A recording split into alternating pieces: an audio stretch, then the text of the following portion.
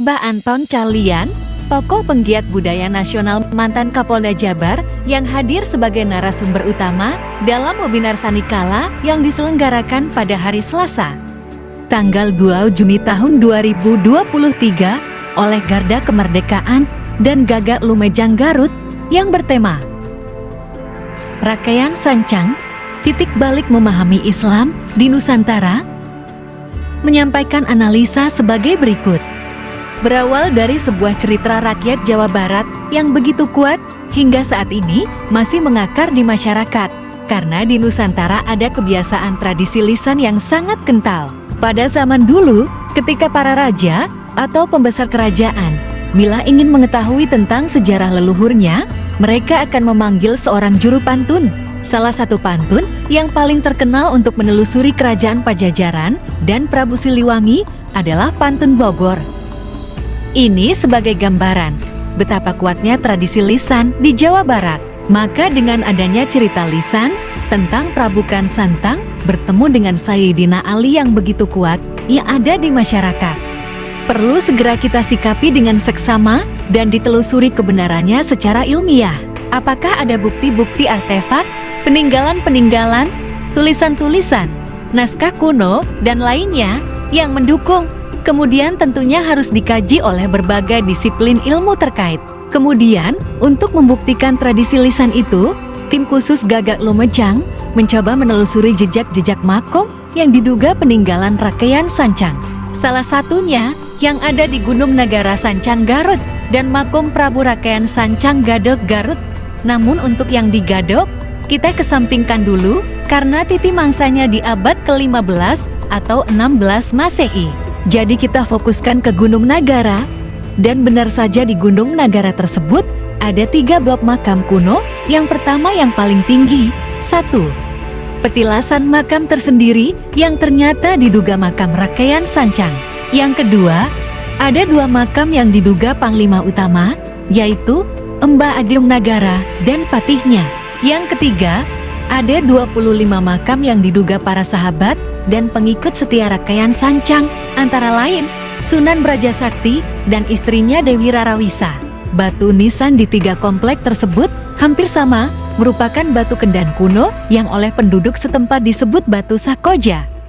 Justru di blok ketiga inilah ditemukan nisan bertuliskan huruf Arab gundul yang diduga ada tulisan titi mangsanya, yaitu 11 Hijriah sampai dengan 119 Hijriah. Artinya salah satu yang wafat di sana lahir pada tahun 11 Hijriah dan meninggal 119 Hijriah. Menurut naskah Wangsakerta, Rakaian Sancang sendiri lahir sekitar tahun 591 Masehi atau 20 tahun lebih muda dari Rasulullah, yaitu antara tahun 571 Masehi atau 634 Masehi.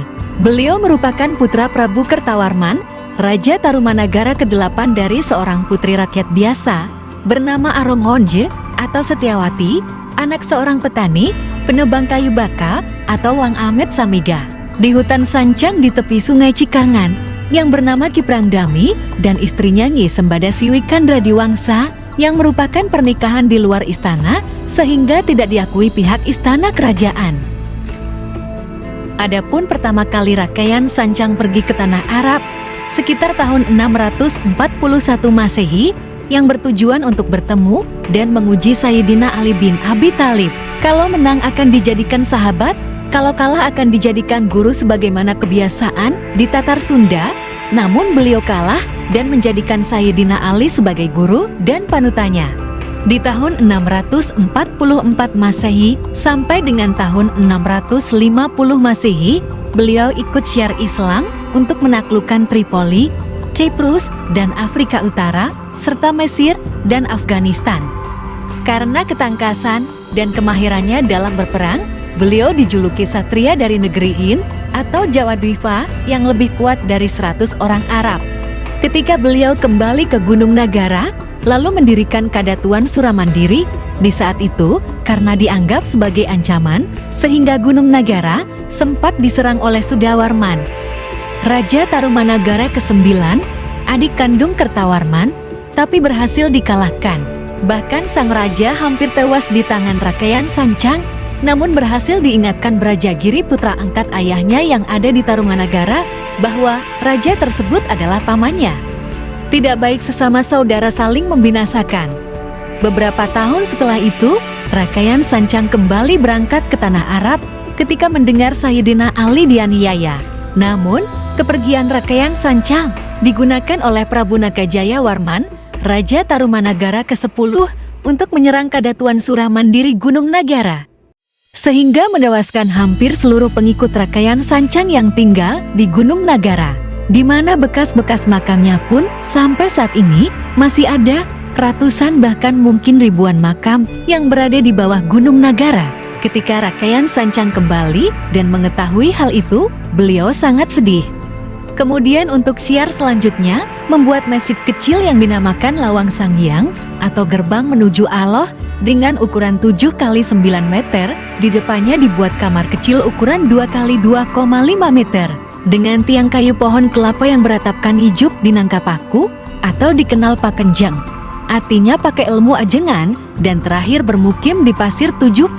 Setelah itu, ajaran beliau dikenal dengan nama ajaran Selam Sunda atau Islam dari Sunda, yang mensyiarkan tentang Asmaul Husna sebagai 99 sifat Allah, atau dalam bahasa Sunda Allah atau Tuhan itu lebih dikenal dengan nama Hyang atau Hua. Sehingga 99 sifat Allah atau Asmaul Husna itu lebih akrab dikenal dengan sifat Parahyang, sehingga kawasan tersebut selanjutnya dikenal sebagai kawasan Parahyangan, atau sekarang lebih populer dengan nama Priangan. Semua cerita di atas, selain dari naskah Wangsakerta, juga diambil dari naskah Babad Sancang.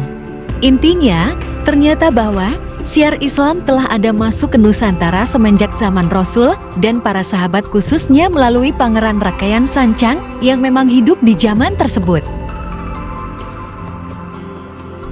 Adapun hikayat tentang Sri Baduga Malik Al-Hind justru ditemukan dari beberapa riwayat hadis, walaupun ada yang mengatakan sebagai hadis dhaif, kurang sahih. Tapi ditemukan lebih dari 3 riwayat, antara lain hadis riwayat Ali bin Abdullah Al-Aswari dari Maki bin Ahmad, hadis riwayat Abu Al-Qarim dari Abu Syafiq Musyafaq, sahabat Rasul yang ikut ke negeri Hind. Kemudian hadis riwayat Abu Musa Al-Madini, hadis riwayat Abu Said Al-Hudri, dan lain sebagainya. Di mana dari ketiga riwayat tersebut berbunyi bahwa pernah ada seseorang yang bernama Sri Baduga Malik Al-Hind yang berusia sangat panjang, lebih dari 400 tahun, yang bertemu Rasulullah. Saat itu Rasulullah pun heran dan penasaran sehingga mengutus 10 sahabat untuk mengecek kebenarannya, yaitu Hudzaifah bin Yaman, Usamah bin Zaid, Syafinah, Suhaib, Abu Musa Al-Asy'ari, dan yang lainnya hingga 10 orang. Setelah dicek kebenarannya ke negeri Hind dan ternyata benar adanya, yang akhirnya Sri Baduga Malik Al-Hind bertemu menghadap Rasulullah pada saat berusia 460 tahun serta menyatakan keislamannya. Bahkan sempat memberi cindera mata berupa jahat dan tembikar kepada Rasulullah. Sri Baduga Malik Al-Hind diriwayatkan berusia sampai 925 tahun. Ada juga yang mengatakan meninggal di tahun 336 Hijriyah. Beliau dikatakan juga berasal dari negeri Habasyah, negeri Saud, Kanuh, dan digelari Abdullah Imam Al-Samudiri, yang artinya Abdullah dari negeri Samudira yang banyak pulaunya, atau sekarang dikenal sebagai negara archipelago atau negara kepulauan, yang panjang kerajaannya 50 parsak atau 400 km, mempunyai ribuan pasukan gajah dan 120.000 pasukan tempur. Mencermati Sri Baduga dari negeri Hind, banyak sekali negeri yang mengaku sebagai negeri Hind di timur jauh. Ada yang mengatakan India, ada yang mengatakan Ethiopia, karena disebut juga sebagai negeri Habasyah, dan ada yang mengatakan Nusantara. Nusantara pun ada yang mengatakan dari kerajaan Sriwijaya, ada yang mengatakan dari kerajaan Sunda. Berbicara negeri Hind bisa banyak versi, tapi ketika lebih spesifik digelari Al-Samudiri, yang berarti negara yang dikelilingi samudira atau archipelago. Sepertinya lebih cocok dengan Nusantara, karena sampai saat ini negeri kepulauan besar yang ada di timur jauh hanya ada di Nusantara. Makanya tidak salah ketika zaman kolonial Belanda, negara kita dikenal dengan sebutan Hindia Belanda. Lebih jauh lagi, ketika menyebut nama Sri Baduga, satu-satunya raja yang bergelar Sri Baduga hanya ada di kerajaan Sunda Galuh Pajajaran. Yang jelas-jelas tertuang pada prasasti batu tulis Bogor yang berbunyi, Jaya Dewata alias Sri Baduga Maharaja, Raja Resi Ratu Haji ing Pajajaran. Begitu nama kerajaannya Sauh atau Konuh yang hampir senada dengan kata Galuh, memang merupakan kerajaan yang sudah ada di Tatar Sunda sejak awal Masehi. Baik sebagai Galuh Purba maupun Galuh di abad ke-7, mulai tahun 612 Masehi sampai dengan tahun 1482 Masehi. Kemudian berkaitan dengan pasukan gajah pun, ada prasastinya, yaitu Prasasti Adrawata Tapak Kaki Gajah Kebun Kopi Bogor yang menggambarkan dua telapak kaki gajah yang besar, yang mengisyaratkan penguasa negeri tersebut mempunyai pasukan gajah yang kuat dan banyak. Demikian juga pusat kotanya yang berjarak 400 km, selaras dengan teritori kerajaan Sunda, dari ujung kulon sampai Cilacap berjarak 400 km juga.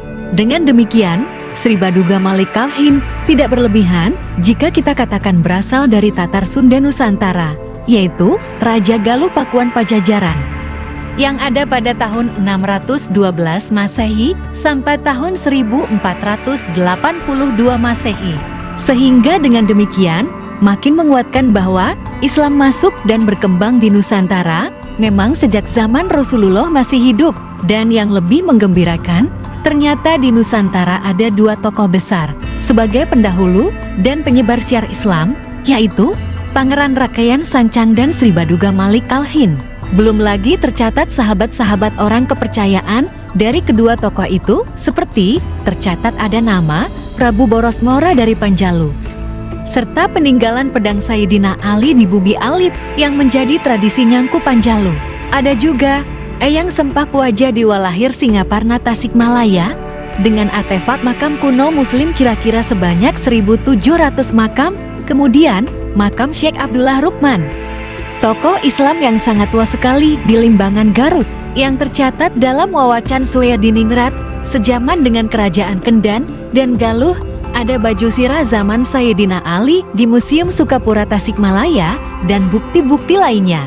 Lebih jauhnya, kita semua harus membentuk tim untuk mengadakan penelitian lebih lanjut, karena hal ini merupakan aset sejarah yang luar biasa yang bisa merubah paradigma bahwa penyebaran agama Islam selama ini hanya bertumpu pada teori Gujarat, hasil karya perjuangan para saudagar asing dari Gujarat yang datang ke Nusantara di abad 10 ke atas sampai zaman Wali Songo, padahal ternyata perjuangan syiar Islam di Nusantara sudah ditemukan sejak zaman Nabi dan sahabat dengan jelas berikut bukti-buktinya, yang merupakan hasil perjuangan tokoh leluhur kita sendiri, yakni Sri Baduga Malik Kalhin dan Rakayan Sancang, yang harus kita perkuat keabsahannya dengan berbagai disiplin ilmu secara keindonesiaan.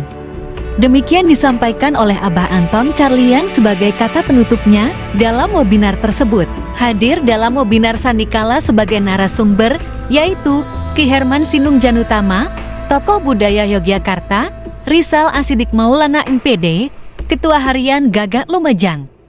Kemudian penanggap Sultan Fuad Rinaldi Iste Alamsyah, Sekjen Garda Kemerdekaan, dan moderator Firman Sabar, penggiat sejarah dan budaya.